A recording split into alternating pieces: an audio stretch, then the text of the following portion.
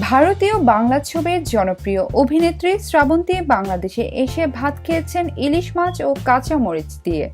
আর খাবারের গল্প বলতে বলতেই আরেকবার তৃপ্তির ঢেকুর তুললেন তিনি। বাংলাদেশের কাঁচা মরিচের ঝালের কথা বলতেও ভুল করেননি ওপার বাংলার এই অভিনেত্রী।